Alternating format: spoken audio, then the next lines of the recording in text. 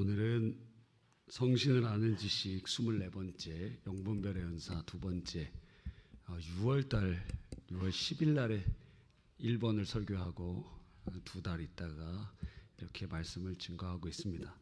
관심이 있는 분은 이전 설교를 참조해 주시기를 바랍니다. 성령을 아는 지식에서 여러 은사를 살펴보는 이유는 도대체 무엇인가? 이유가 몇 가지가 있습니다. 왜 우리가 은사에 대해서 자세히 알아야 되는가? 왜 성령을 아는 지식에서 성령의 은사를 왜 자세히 알아야 하는 이유가 무엇인가 질문할 수 있을 거예요. 첫 번째는 성령께서 이 땅에 성령의 전인 교회를 세우실 때 은사를 가지고 세우시기 때문에 그렇습니다. 혹시 방송실은 제가 구절 말씀하면 좀 찾아주실 수 있으면 찾아주시고 못 찾으시면 안 찾아주셔도 됩니다. 오늘 낮에 말씀드린 것 같이 예수님께서 이 땅에 계실 때 내가 내 교회를 이 반석 위에 세우리다. 주님께서 말씀하셨어요. 부활 승천하신 예수님께서는 하나님 아버지의 모든 권세를 가지시고 왕 중의 왕으로 통치하시고 그 사역을 이루시는데 성령을 통해서 역사하시는 거예요. 그래서 이 땅에 내 교회를 세우리니 하신 그 교회는, 예수님의 교회는 성령으로 말미암아 세워지고 그 성령께서 교회를 세우실 때 은사를 통하여 역사하신다는 거예요. 에베소서 4장 12절에 이는 성도를 온전하게 하여 봉사의 일을 하게 하며 그리스도의 몸을 세우려 하심이니라. 은사에 크게 두 종류가 있는데 개인에게 주시는 영적 은사가 있고 또한 직분의 은사가 있어요. 오늘 에베소서 4장에서는 직분의 은사를 언급하면서 그것이 바로 그리스도의 몸을 세우는 것이다. 하나님의 우리에게 주시는 성령의 은사는 교회를 세우려 하는 목적을 가지고 있다. 이렇게 말씀하시는 거예요. 그러니까 우리가 성령을 아는 지식에 있어서 성령께서는 이 땅에 교회를 세우시는데 그 교회를 은사를 통해서 세워가는 역사들을 우리가 본다는 거예요. 예를 들어서 여러 가지 우리가 생각해 볼 수 있습니다. 전도할 때 마가복음 16장 17절로 18절에 보니까 믿는 자에게 이런 표적이 따르리니 내 이름으로 귀신을 쫓아내고 새 방언을 말하고 무슨 독을 마실지라도 해를 당하지 아니하고 병든 자에게 손을 얹은 즉 나으리라. 이유가 무엇이냐? 마가복음 16장 20절을 보세요. 찾아보십시오. 마가복음 16장 20절. 바로 그 목적을 위해서 진행되고 있는 것입니다. 자, 한번 읽어보겠습니다. 시작. 제자들이 나가 두루 전파할세 주께서 함께 역사하사 그 딸은 표적으로 말씀을 확실히 증언하시니라. 여기서 말하는 표적이 무엇입니까? 바로 17, 18절에 언급되어 있는 바로 그러한 은사적인 능력이에요. 이유는 무엇이냐? 말씀을 증언하기 위해서다. 그러니까 전도자에게 능력이 함께 있어야 된다 하는 것을 우리에게 보여주고 계시는 것입니다. 이것 외에도 굉장히 많이 있는 것이죠. 또 우리가 성령을 아는 지식에서 왜 성령의 은사를 주목해 봐야 하는가? 두 번째 이유는 바로 우리에게 성령께서 꼭 필요한 것을 주시기 때문에 그렇습니다. 누가복음에 이런 말씀 있죠. 구하라 그리하면 주실 것이요 찾으라 그리하면 찾을 것이요 문 두드려라 그리하면 열릴 것이니 너희가 악한 자라도 자녀에게 좋은 것으로 줄 줄 알거든 하물며 하늘 아버지께서 구하는 자에게 성령을 주시지 않겠느냐. 인간에게 가장 좋은 것이 무엇이냐? 바로 성령의 은혜를 받는 것입니다. 그러니까 우리에게 성령의 은사는 그 은사를 통해서 우리가 은사를 살펴보면서 내게 이게 진짜 필요하구나 하는 것을 깨닫게 해주십니다. 뭐에 필요하죠? 하나님 섬김에, 교회 세움에, 우리가 예수님을 닮아가매, 그 모든 사역에 필요하다는 거예요. 근데 이걸 모르면 필요하지 않으니까 사모하지 않고, 사모하지 않으니까 역사하지 않아요. 왜? 성령은 인격적이신 분이시기 때문에 우리가 사모할 때 주께서 물론 주권자이시지만 우리가 사모하는 우리에게 은혜를 베풀어 주시는 것입니다. 세 번째는 이게 굉장히 중요한데 별표를 칠 수 있으면 별표로, 여러분 적을 수 있으면 빨간색으로 적으시면 좋을 것 같아요. 성령의 은사는 그 은사를 주시는 분의 속성을 반영하기 때문에 그래요. 그러니까 성령의 은사를 깨달으면 깨달을수록 성령이 누구신지를 알아간다 이거예요. 이게 가장 중요한 성령의 은사를 알아야 되는 이유 중에 하나인 것입니다. 여러분, 성령님이 어떤 분이신가? 성령님은 우리에게 방언을 주시는 분이시잖아요. 그럼 방언이 무슨 의미를 가지고 있는가? 그 의미를 알게 되면 성령의 속성을 알게 돼요. 성령께서 오늘 말씀처럼 영분별의 은사를 주신다. 그러면 그 영분별의 의미가 무엇인지 깨달으면 아, 성령은 이런 분이시구나 하는 것을 알게 된다고. 은사를 통하여 역으로 그분의 속성을 발견하게 되는 것입니다. 네 번째는 성령의 은사를 살펴보면서 그것이 귀한 선물인 줄 깨달아 성령을 무시하는 죄를 범하지 않기 위해서인 것입니다. 성령과 관련돼서 우리가 크게 범죄하는 그 내용들이 많이 있는데요. 그 중에 하나가 성령을 인격적으로 모시지 않는 것, 대우하지 않는 것. 예수 그리스도를 믿음으로 성령님 우리 안에 계시는데 그분과 교제하지 않는다는 것은 신성 모독의 죄예요. 성령이 우리 안에 계시는데 그분께 묻지 않고 그분의 의견을 따르지 않고 순종하지 않고 우리가 그 성령을 거역하면서 살아가는 것, 그것 자체 성령님을 아예 우리가 우리 아예 교제의 대상으로도 생각하지 않는 것은 지난번에도 말씀드린 것처럼 집에 여러분이 어떤 집에 친구의 집에 갔습니다. 근데 3일 동안 있는데 아예 투명인간 취급하는 거예요. 말도 안 걸어, 식사도 대접 안 해. 아예 그냥 취급을 안 하는 거예요. 그러면 그것보다 인격적인 모독을 받는 일이 없습니다. 자녀의 집에 찾아갔는데 자녀들이 여러분 투명인간 취급합니다. 일주일 동안 있는데도 그냥 전혀 대화하지 않는다면 그것보다 모멸감을 주는 것이 없는데 성령께 그러고 있다는 것입니다. 예수 그리스도를 믿는 자들에게 성령이 거하시고 그분은 우리 안에 요한계시록 3장 라오디게아 교회에 말씀 주신 것처럼 너 문을 열고 너 나를 초청하면 내가 너와 더불어 먹고 마시겠다. 너의 식구가 되겠다. 너와 교제하고 너와 함께하고 너와 교통하고 너와 사랑하고 싶다. 이렇게 말씀하심에도 불구하고 전혀 교제가 없다는 것보다 더 큰 죄가 없다 이거예요. 또 성령과 관련돼서 우리가 이 큰 죄악을 범하는 것이 두 번째가 무엇입니까? 성령 충만을 강구하지 않는 것. 성령 충만이 무엇이에요? 성령의 다스림과 통치 아닙니까? 충만이란 건 통치를 의미하는데 성령 충만을 구하지 않는다는 것은 성령의 다스림을 받지 않겠다는 것과 마찬가지예요. 성령을 통해서 예수님이 우리를 다스리시는데 곧 성령 충만을 구하지 않는 것은 그리스도의 통치를 원하지 않는 것과 마찬가지다 이거예요. 그러니까 나는 성령 충만은 구하지 않을 거야. 난 저 사람처럼 큰 소리로 기도하지 않을 거야. 그건 현상이에요. 저 사람처럼 저런 은사, 방언 은사 이런 거 안 받을 거야. 그건 현상이에요. 성령 충만의 본질은 우리를 다스리시는 것인데 왕으로서 통치하시는 것인데 성령 충만을 구하지 않는다? 주님을 왕으로 인정하지 않는다 이거예요. 그것 얼마나 큰 죄입니까? 세 번째가 오늘 본문과 우리 오늘 다룰 내용과 관련되어 있는 것인데 성령께서 선물로 주시는 은혜를 그리고 은사를 귀히 여기지 않는 것은 주신 이를 모욕하는 죄가 돼요. 하나님이 은혜를 주십니다. 우리 중고등부 학생들 이렇게 주문진 선교도 갔다 오고 리트리트 갔다 오고 은혜 받았어요. 근데 이걸 귀하게 여기지 않고 금방 쏟아버리면 주신 이를 모욕하는 죄가 된다 이거예요. 우리가 수도 없이 많은 신앙생활을 많이 했지만 은혜가 귀한 줄 모르고 하나님이 주신 은사가 귀한 줄 모르고 그것 다음에 또 받으면 되지 하고 소멸하는 것 주신 이를 모욕하는 죄가 된다 이거예요. 여러분이 누군가에게 선물을 줬는데 그거 그냥 내박쳐놓고 그러면 누가 그 사람을 좋아할 수 있겠습니까? 근데 우리는 그러한 범죄를 저지르고도 이게 죄인 줄 모르고 있다라는 거예요.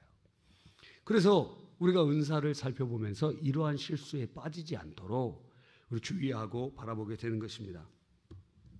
자, 그러면 영분별의 은사를 우리가 받기 전에 6월 18일 설교 내용을 한번 요약해 봅시다. 조나단 에드워즈는 미국의 제1차 대각성 대부흥 운동에 하나님이 귀하게 사용해 주신 종인데, 그분이 성경을 읽으면서 몇 가지를 정리했어요. 이것이 바로 영적 분별, 참된 영이신 성령의 역사는 이러하다. 그러면 그것과 반대되는 것이 거짓 영이라는 걸 알겠죠. 첫 번째 무엇입니까? 성령은 예수님의 영이시기 때문에 예수님을 높여요. 그러니까 이 사람이 성령의 역사로 주님께 쓰임받는 사람들은 전부 예수님을 높여요. 두 번째는 성령은 성경의 저자로서 성경을 사랑하게 하십니다. 그래서 은혜 받았다 그러는데 성경 안 읽고 성경이 안 읽히고 성경을 읽고 싶지 않으면 거짓 영을 받았다 이거예요. 나는 기도는 열심히 하는데 성경은 안 읽어. 성령이 기록하도록 하신 제1저자가 성령이신데 그것을 읽지 않는다? 그는 잘못된 영을 받은 것이다. 세 번째는 이 성령은 진리의 영이시기 때문에 성경 가운데 이 진리를 요약한 교리들의 관심을 갖게 해요. 그것을 집중하게 하고 연구하게 만드세요. 그런데 이단들의 특징이 무엇이라 그랬어요? 성경대로 살아야지 교리대로 살면 되느냐. 교리가 다른 게 아니라 성경을 정리해 놓은 진리라는 거예요. 그런데 그냥 정리해 놓은 것이 아니라 2000년 기독교 역사 속에서 수많은 이단들과 환경 가운데 성경으로 검증되어 와서 이것은 진리라고 우리에게 주어진 보배와 같다라는 거예요. 그리고 네 번째로 성령은 성결의 영으로 성도들을 거룩해 하시는 것입니다. 그런데 만약 성령의 역사인데 더러운 역사, 부패의 역사, 죄악의 역사 이라면 거짓 영을 받은 거예요. 다섯 번째로 성령은 사랑이시기 때문에 사랑으로 충만한데, 근데 성령을 받았다 그러고 은사를 받았다 그러는데 교만해지고 그리고 자기를 주목하게 만들고 자기 중심적으로 그렇게 하면 그건 전부 잘못된 영을 받게 된 것을 우리는 알게 되는 것입니다. 자, 그러면 이 영분별 그럼 도대체 무엇인가? 왜 이게 중요한가? 우리가 살펴보았고, 우리가 그 선대 목사님 그 책 보면은 세 번째 성령론 책이 영분별에 관한 책이에요. 지난번에도 여러 번 요약해서 말씀드렸습니다. 오늘도 그 책을 중심으로 조금 더 설명해 보려고 하는 것입니다. 여러분, 영분별의 은사라는 것은 인간에게 작용하는 영적 정체를 파악하여 그 영이 그리스도에게 속하였는가 악령에게 속하였는가를 분별하는 것입니다. 그 영분별의 은사가 있는 사람은 그냥 알아진다 이거예요. 그냥 알아진다. 그냥 알아지되 은사적으로 알아진다는 거예요. 그냥 한 번만 알아지는 게 아니고 계속적으로 알아지고, 그리고 주님이 분명한 사인을 알려주시고 그것이 어떤 영적 음성으로 들리기도 하고 꿈으로 알려주시기도 하고 그 영적 현상에 대해서 아니면 영적 감각으로 깨닫게 해주십니다. 예를 들어 어떤 것을 분별하느냐, 영분별 은사가 있는 사람 첫 번째는 이게 하나님의 뜻인지 아닌지를 분별하게 돼요. 하나님의 뜻인지 아닌지 분별해요. 그렇죠. 보통 이제 하나님의 뜻인지 아닌지 분별하기 위해서는 보통의 경우 네 가지 정도를 살펴보면 됩니다. 첫 번째는 뜨거운 갈망이 생기는 것. 하나님이 주시는 뜻은 갈망이 생겨요. 소망이 생겨요. burning desire, 막 갈망이 일어나요. 불타는 갈망이 일어난다. 소망이 일어나요. 그런데 한 6개월 정도 지났는데 그게 사그러든다. 그러면 하나님 주신 뜻이 아니에요. 하나님 주신 뜻은 6개월이고 1년이고 2년이고 점점 이걸 안 하면 죽을 것 같아. 그렇게 된다는 거예요. 하나님의 뜻이. 그런데 그것으로 멈출 수 있느냐? 하나님의 뜻을 두 번째 분별하는 것은 믿음이 와요. 믿음이. 이거 하나님께서 이거 원하시는구나. 믿음이 와. 그런데 믿음이 와도 움직일 수가 없을 수 있습니다. 예를 들어 뭐 몇백억, 몇천억짜리 프로젝트를 진행하는데 이거 지금 믿음이 왔는데 이게 진짜 내 믿음인지 자기 최면인지 하나님 주신 건지 어떻게 알아요? 세 번째 근거가 평안이 와요. 평안. 주님이 주신 평안. 근데 믿음이 왔는데 불안하면 더 기도해야 돼요. 네 번째는 징표를 달라고 해야 돼요. 하나님, 기드온의 징표처럼 내게도 징표를 주십시오. 그래서 하나님의 뜻을 우리 일반적인 영분별 은사가 없는 사람들도 이러한 것들을 통해서 우리가 하나님의 뜻인지 아닌지 살펴볼 수 있는 것입니다. 두 번째, 무엇을 분별하느냐?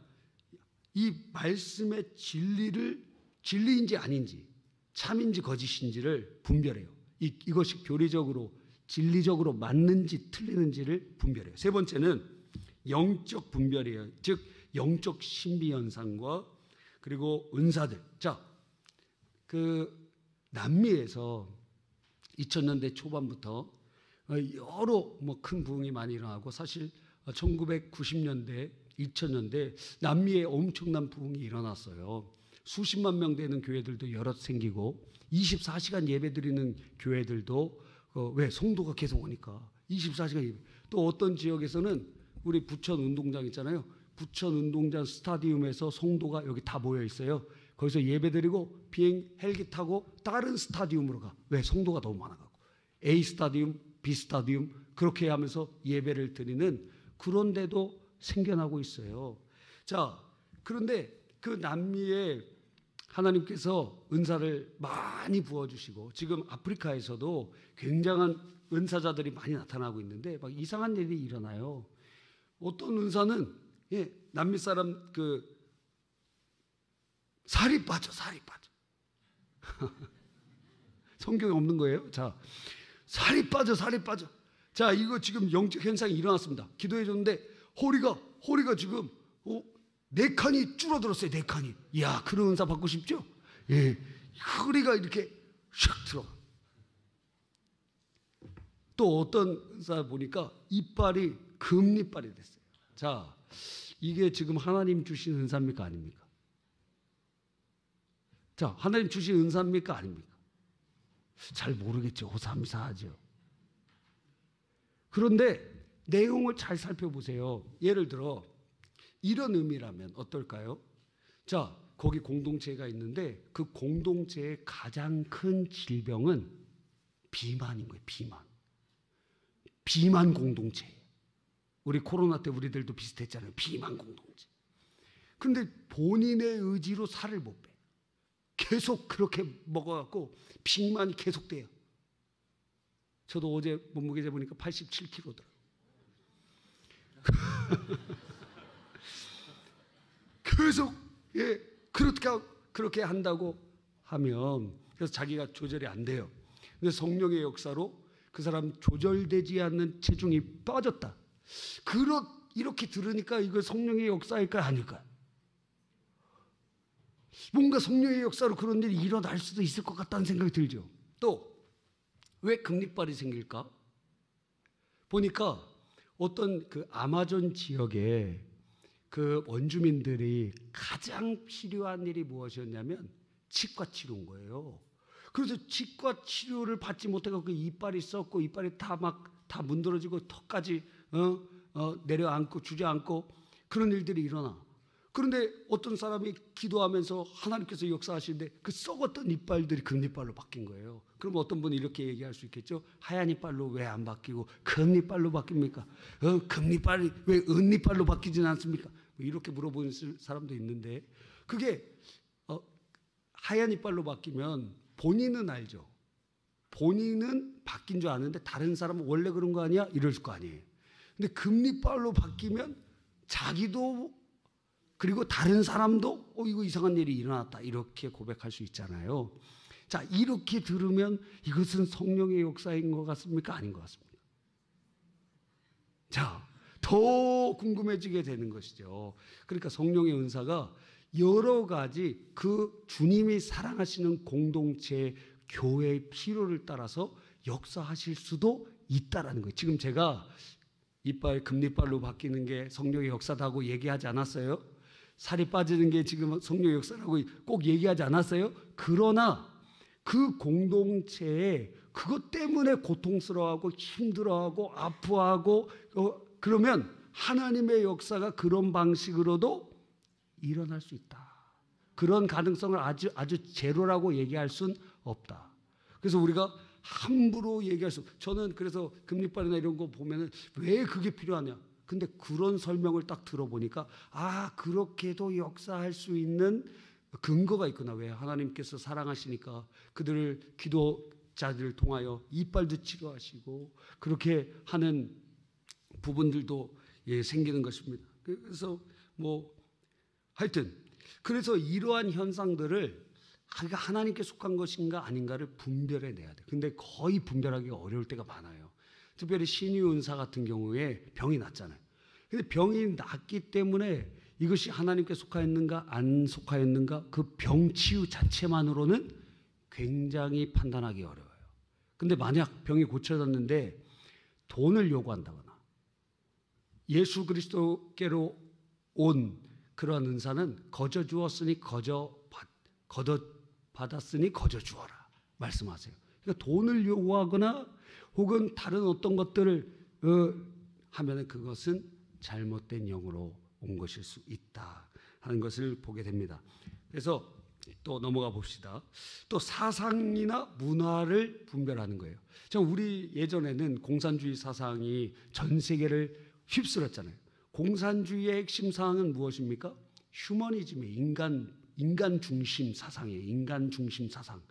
그러니까 공산주의는 인간의 중심으로 인간 유물론적 사관으로 그 인간의 모든 것으로 다 해결하려고 하는 그런 것이고 거기에 궁극 지점에 누가 있느냐, 무엇이 있느냐, 주체 사상이 있는 거예요. 주체. 주체 사상이 막 귀신 사상이 아니에요.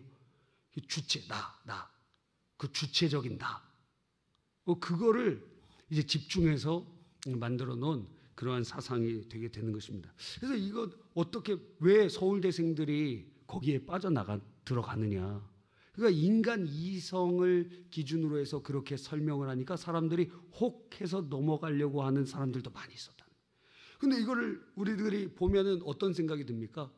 그냥 하나님을 부정하고 그리고 사람 중심에 이거는 타락한 인간의 중심, 인간이 하나님 되고자 하는 기본적인 그런 마인드가 가지고 있구나. 이거 하나님께로부터 온 것이 아니고 그냥 딱 알게 된다고요. 그냥 알게 된다고요. 그리고 어떤 철학이나 포스트 모던의 흐름 중에 있는 모든 진리를 다 상대화시키고 해체시키고 그래서 유럽에서 기독교가 약화된 이유 중에 하나가 1968년 68혁명 이후에 우리를 억어하고 우리를 붙잡고 있는 인간의 자유를 억압하고 있는 모든 체제와 법과 문화와 그 모든 것들을 다 깨부셔서 우리가 자유한 존재가 되어야 되는데 그것을 가장 막고 있는 것이 무엇이냐? 수천 년 동안 우리 이 유럽 지역을 붙잡고 있는 기독교다 이거예요. 기독교. 그 기독교를 박살내야 우리가 참된 자유를 얻을 수 있다. 이런 결론에 이르게 되는 거예요. 기독교 교회를 미워서가 아니라 그 모든 유럽의 체제와 문화와 사상과 삶과 모든 것들이 기독교 문화권 안에 다 공고화되어 있기 때문에 이걸 다 깨부숴야 우리가 참된 자유를 얻을 수 있다는 거예요. 여러분 그런 의미에서 이렇게 나오게 되는 것을 보게 됩니다. 그러니까 우리는 그런 것을 보면서 이거 하나님께로부터 온 것이 아니구나. 또 여러 가지 이렇게 보잖아요. 우리 학생들 귀멸의 칼날 봤어요? 우리 본 친구들도 있는 것 같아요. 재밌잖아요. 저도 봤어요. 그런데 그거 이렇게 잘못되게 보면은 자세히 보면 이거 보다가 귀신 들리는 애들도 있겠다 하는 생각이 들 때가 있어요. 그 작화나 이런 것들을 딱 보면은 여러분 탱화나 그런 그림을 그리는 거 예전에 대학교 때 숙제가 있어갖고 중앙 MNB 건물에 가서 이 대고려 국보전이라는 고려시대 때 만든 탱화들이 쫙 걸려있는 것을 보았거든요. 우리가 생각하는 탱화 되게 족보가 아니라 병풍같이 그렇게 조그맣게 생각하잖아요. 우리 교회 뒤에 있는 현수막 절반만한 것들이 질비해. 그런 것들이 쫙 붙어 있어요. 쫙. 이게 한두 개가 아니에요. 엄청난 몇 미터짜리 되는 그런 탱화들이 쫙 있어요. 압도되겠더라고요. 압도돼요. 거기 가서 이렇게 쭉 보고 왔어요. 숙제다. 여러분, 그러니까 그런 것들을 보다가 어떤 사람들은 거기에 붙잡히는 경우들도 있고, 문화나 노래나 혹은 우리 초등학생들 이렇게 맨날 누구 얘기하는 거 아닙니다. 예, 각각 집에 한 명씩 다 소유하고 있기 때문에 맨날 뭐 인스타 이렇게 보면서 뭐 틱톡 보면서 막 춤도 따라하고 노래 따라하고 막 노래 무슨 내용인지도 모르면서, 예? 그래서 그런 것들을 분별하는 거예요. 분별하는 거예요. 제일 좋은 행동이 뭔지 아십니까? 안 보는 거예요. 거의 인기가 떨어지고 거기에 그 많은 사람이 보지 않으면 그건 자동 소멸되게 돼 있어요. 자동 소멸. 여러분이 재밌으니까 또 보고 막 10번씩 보고. 그 다음에 사람 분별하는 거예요. 사람. 이 사람 진짜인가 가짜인가. 어려움에 딱 처하게 되면은 사람이 이 분별이 안 돼요. 이 사람이 진짜인가 가짜인가 분별이 안 돼요. 속아본 사람. 여자들은 다 들어야지. 결혼할 때 다 속았잖아요. 한들 다 속았잖아요. 다 속은 거 아니에요?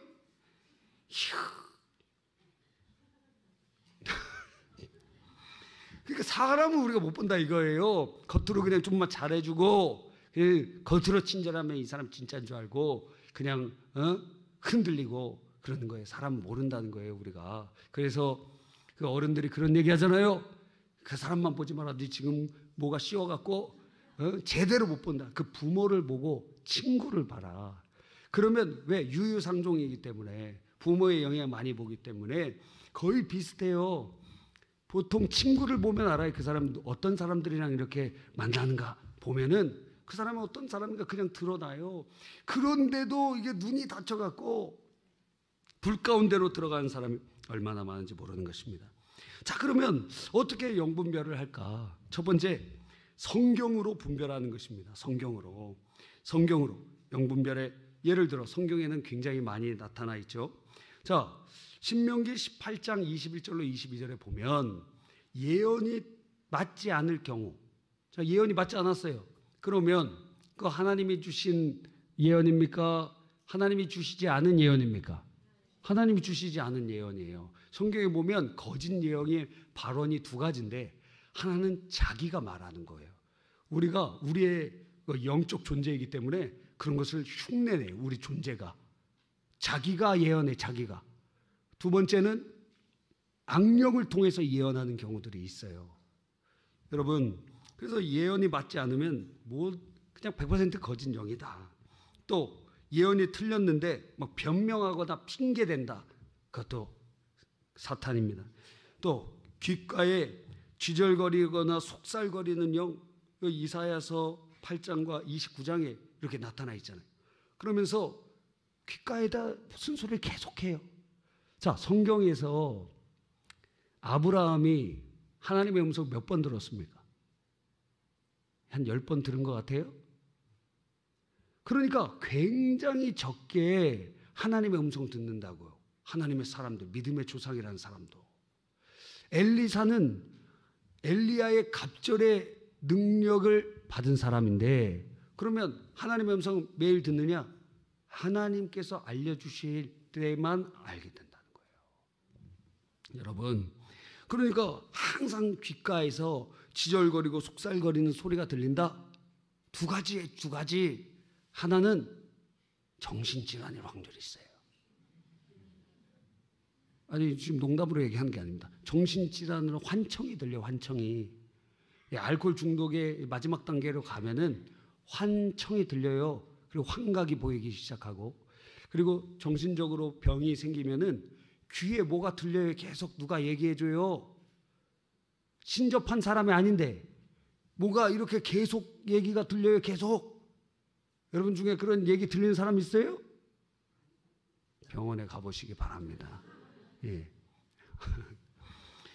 그런데 이게 그냥 병으로서 들리는 게 아니고 나는 말짱해. 그런데 막 들려. 그러면 이게 악령이 얘기하는 경우가 있어요. 근데 그거를 주님의 영으로 받아들이잖아요. 귀신의 역사를 가장 쫓기 어려운 점이 이런 경우예요. 이 귀신 역사를 하나님으로 받아들이기 때문에. 그럴 경우에는 본인이 예를 들어 이 악한 영을 쫓아낼 때는 이 더러운 귀신아 예수님의 이름으로 명하노니 떠나가 나가 할 때 자기도 아멘 이 악한 마귀 사단아 내게서 떠나가라 그렇게 자기도 그렇게 마음속으로 대적하고 그래야 될 거 아니에요. 그런데 이 소리가 들리는 것을 하나님의 음성으로 들린다고 착각하는 사람들은 이거 하나님이야. 그래서 안 받아들여. 귀신 나갔다가 금방 들어와. 평생을 귀신과 교제하다가 인생이 망가져버려. 보면 알지. 이 사람은 하나님과 교통한다고 스스로 얘기하는데 열매가 맺혀지지 않아요. 그 사람의 삶에. 성령의 열매가 없어요. 사랑이라고 화평 오래 참은 자비 양성 충성 온유 절제의 열매가 안 맺혀. 거짓이다.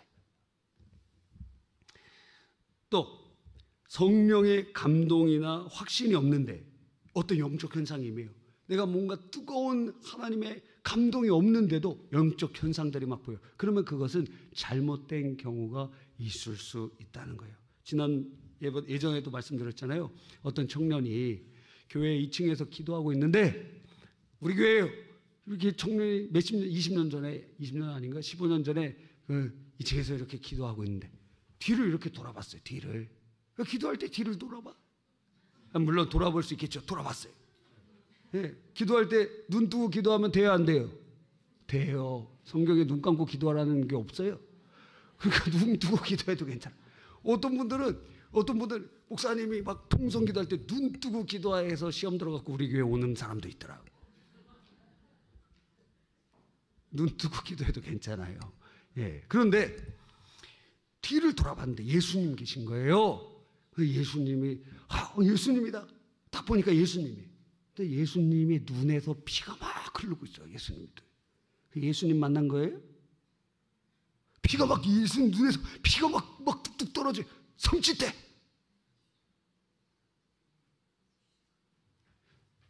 귀신 가태가 아니라 잘못된 영을 받은 거다 이거예요. 지금 예수님 부활 승천하셔서 아름다운 영광의 모습으로 계신데 예수님 오셨는데 막 눈에 철철 막 눈에서 막 링도 아니고. 여러분 그러니까 이러한 성령의 감동이 없는데 이런 현상들이 막 일어날 때도 있습니다. 또 교만하게 하는 영 마귀. 이 다윗이 인구조사라는데 인구조사 당연히 해야 되죠. 인구조사의 목적이 크게 두 가지죠. 첫째는 뭐죠? 세금을 하려고. 우리도 이제 2025년도에 인구주세 총조사 하잖아요. 그러면서 뭐 요거 여러 가지 다 하는데 목적은 다른 게 아니에요. 여러분들 세금 잘 뜯으려고 그거 하는 거예요. 사실 뭐 종교가 무엇입니까? 뭐 이런 거 다 묻는 거 다 그런 거 다 그냥 껍데기고 진짜는 여기에 이 사람이 살고 있으니까 여기에 세금을 이렇게 부과해야 되겠다 하는 확실한 자료를 만들려고 하는 거예요. 두 번째는 군사 징집병들을 하기 위한 그런 것입니다. 그러니까 다윗은 그러한 목적으로 합법적인 게 아니라 지금 나라가 잘 되니까 우리나라 백성들이 몇 명인가 그 교만한 마음이 사탄이 막 충동질을 한 거예요. 그러니까 그런 마음으로 요압에게 인구조사를 막 시키니까 요압이 원래도 삐딱한데 그 모습을 보니까 꼴보기 싫어갖고 제대로 조사를 안 했어요. 성경에 나와 있습니다. 여러분 교만하게 하는 영은 마귀 역사다. 이 사람 은사 받은 것 같은데 교만해졌다. 기도 막 10시간 하는데 교만해졌어요. 당신 몇 시간 기도해? 나는 10시간 기도하는데 당신 기도 안 해갖고 그러는데. 여러분 지지난주에 철야 시간에도 말씀드렸지만 하나님이 원하는 기도를 10시간 한들 1000시간 한들 만족시킬 사람이 없어요. 왜? 하나님은 완전하신 분이시고 그분은 다른 어떤 필요를 원치 않으시고 하나님이 원하시는 기전은 자기 자신의 기준이에요. 그러니까 완전 무결 무흠 영원한 상태가 계속돼야 되는데 그런 기도도 없고 그런 헌신도 없고 그러한 예물도 없고 그런 건 아무것도 없다는 거예요. 그러니까 우리가 1000시간을 기도한들 뭐 만일을 금식한들 소용없어요. 그게 공로가 될 수 없어요. 그런데 우리의 기도와 헌신이 하나님 앞에 상달될 수 있는 유일한 것은 예수의 피의 공로를 의지하기 때문이에요. 그러니까 주님으로 받아주시니 완전한 것으로 받아주시는 거예요. 역설적으로. 그래서 우리의 작은 섬김과 작은 기도도 예수의 이름으로 기도하고 예수님의 보혈의 공로를 의지하니 완전한 것으로 하나님 받아주신다는 거예요. 할렐루야. 그래 얼마나 기쁜지 모르는 것입니다. 그러니까 이걸 아는 자들은 자기의 공로를 주장하지 않는다 이거예요. 내가 주님 앞에 이런 헌신했다, 저런 헌신했다, 이런 기도했다, 이런 섬김했다, 이런 헌금했다, 그런 거 주장하지 않는다 이거예요. 교만하지 않고 오히려 주님 앞에 겸손해진다는 거예요. 또 이거 한번 찾아봅시다. 유다서 1장 16절. 유다서 1장 16절. 자, 유다서 1장 16절. 한번 읽어봅시다. 자, 시작.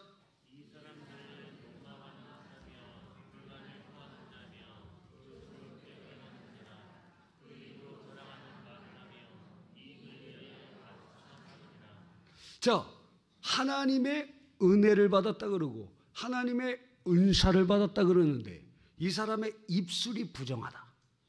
그러면 그 사람 거짓 영을 받을 확률이 높은 거예요.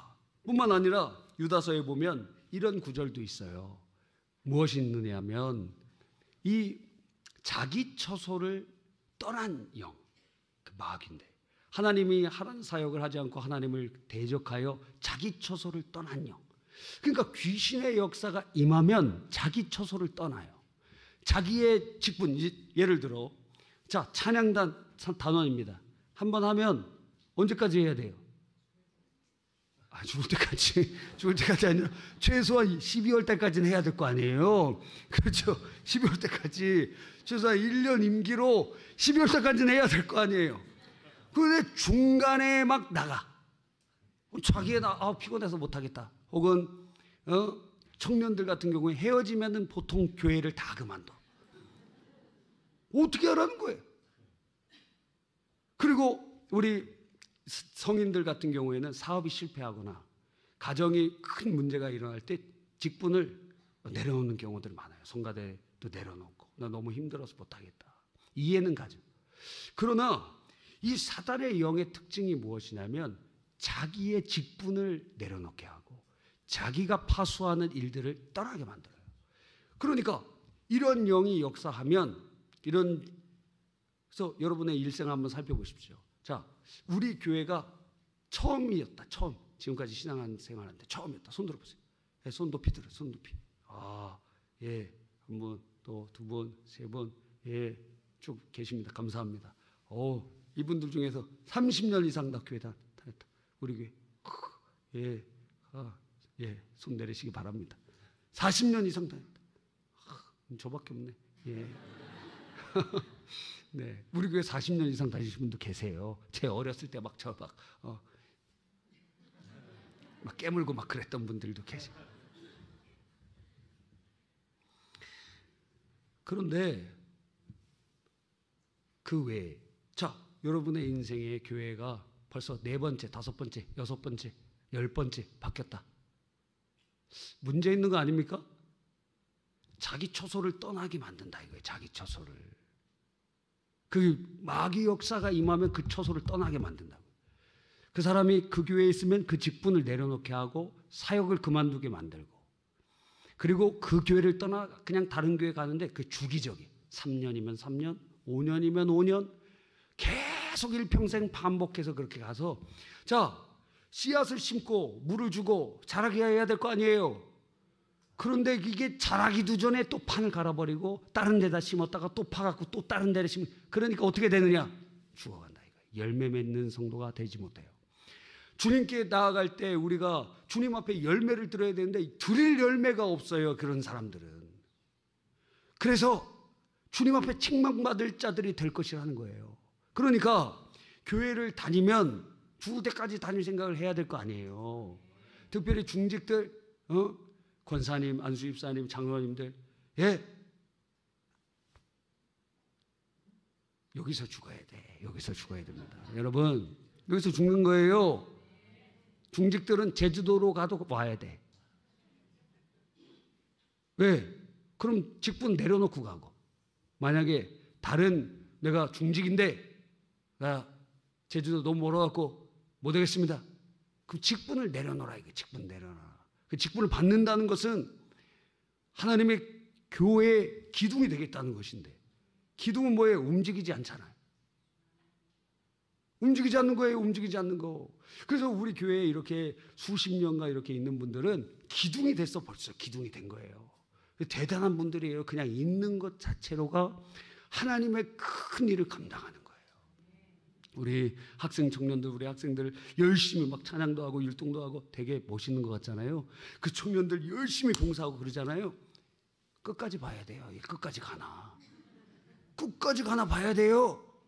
그런데 이 지금 여기 앉아 계신 분들, 아까 손 드신 분들은 지금까지 그 만고풍상을 다 겪고, 한번 물어보세요. 어떤 일들을 겪었습니까? 다 스토리가 있어. 다 이야기들이 얼마나 많은지 몰라요. 그런데도 신앙으로 이기고 여기까지 온 거예요. 왜? 성령이 역사하시니까. 성령이 역사하시니까 어떻게 해요? 시냇가에 심겨진 나무가 시절을 쫓아 과실을 맺는 것 같이. 그런데 악인은 그렇지 아니하며 오직 바람에 나는 겨와 같도다. 날아가 버린다 이거예요. 여러분, 의인인가 악인인가? 여러분이 악령을 따라 속아서 지금 살아왔는가? 아니면 성령을 따라 살아가고 있는가? 딱 분별이 되잖아요. 여러분, 그러니까 우리 교회도 이 어려운 일들이 있었잖아요. 일들 많았습니다. 초대교회에도 예수님께서 승천하실 때 몇 명 있었어요? 500명 있었다고. 그런데 너 약속한 성령이 임할 때까지 이 성에 유하라. 그때 몇 명이 남았어요? 380명이 떠나가고 120명만 남았다고. 예수님 부활하시고 승천한 걸 본 사람도 떠나갔다고. 그러니까 교회 안에서도 어려운 일이 일어나고 그러면 어떻게 되느냐? 흔들려요. 그런데 알곡은 안으로 들어와. 죽정이는 밖으로 날아가요. 체질을 하면. 고난이라는 것은 그런 의미에서 유익한 점이 있다는 거예요. 마지막 말세에도 알곡은 곳간에 들이고 죽정이는 꺼지지 않는 불에 태우시는 그런 역사가 대환란이 될 것임을 우리에게 보여주고 있는 거예요. 여러분, 오늘 아직 다 말씀을 드리지 못했지만 시간 관계상 여기까지 말씀드리려고 하는 것입니다. 성경을 통해서 우리가 분별할 수 있는 것들이 무궁무진하게 많이 있어요. 다음 시간에, 다음 주에는 제가 설교할지 다른 분이 할지 모르겠지만 다음 시간을 더 기대해 주시기를 바랍니다.